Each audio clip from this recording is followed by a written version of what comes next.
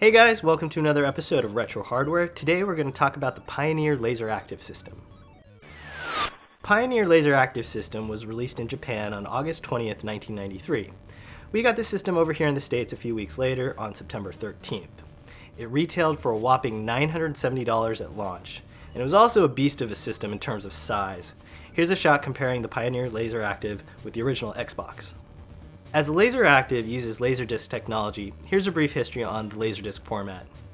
Laserdiscs were a video format that came out during the 80s and 90s.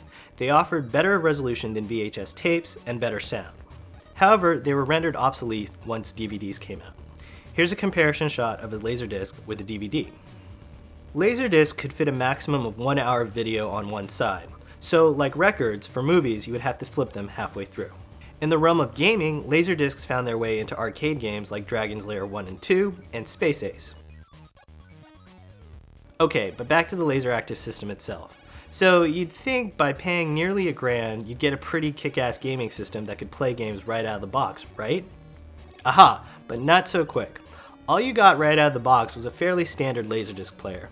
This was not a case of like buying a PS3 where you would get a Blu-ray player and a gaming system. Nope, if you wanted to play games on the Laseractive, you would actually have to spend an additional $600 on one of these game packs in order to play games on the Laseractive.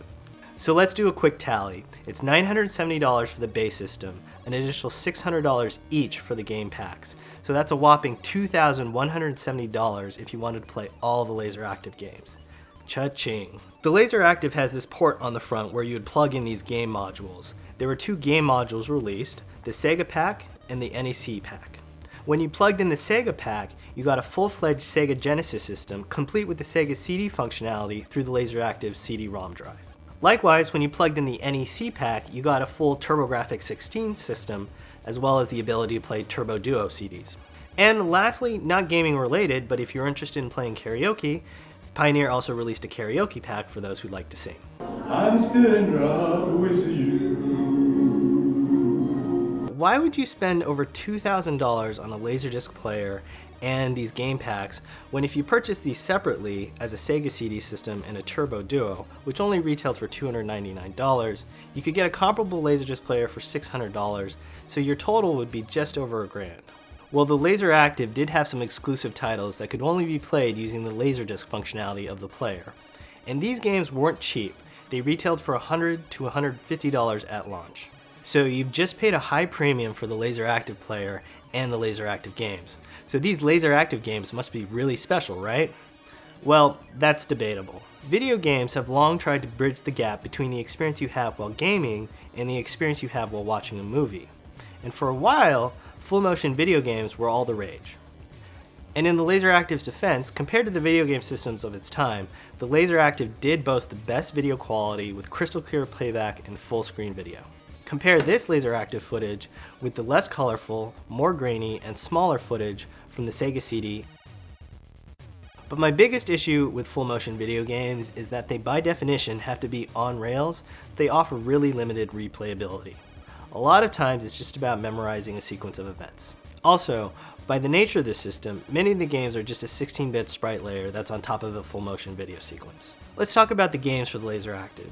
Now, the Sega pack is by far the more popular game pack because Sega at the time had a much more larger market share than NEC. The NEC pack is actually quite rare and worth more on the collector's market than the Sega pack. One of the games released for the Laseractive was called Manhattan Requiem. Manhattan Requiem is part of the J.B. Harold series, in which you play investigator J.B. Harold and you try and solve a murder mystery. Manhattan Requiem was released for the NEC pack as an NEC LD-ROM. Strangely enough, the next game in the J.B. Harold series, Blue Chicago Blues, was also released for the Laseractive. However, it was released for the Sega pack, not the NEC pack. One of the grails for the Laseractive system is Time Gal. Time Gal was one of the later releases in the Laseractive system and was only released in Japan. You play as this hot anime chick who travels through time trying to catch this criminal. It has similar gameplay style to Dragon's Lair. If you're interested in getting a copy, I believe there's one on eBay right now for $1,500. Other games like Hyperion and Space Berserker were on-rail shooters which used 16-bit sprites over an impressive pre-rendered video background. They were able to fake interaction with these video backgrounds by putting in invisible sprites, which would give the illusion of collision detection with these video backgrounds. There were some adult titles released for the Laseractive system. I'm going to keep this show kiddie friendly, so with titles like Virtual Cameraman, I'm sure you could figure out what the gameplay was like. Gotta love those Japanese.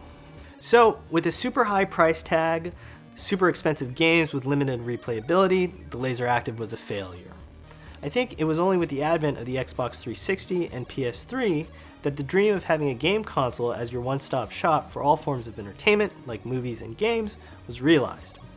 Well, that's all the time we have for today. Thanks for watching. Happy collecting.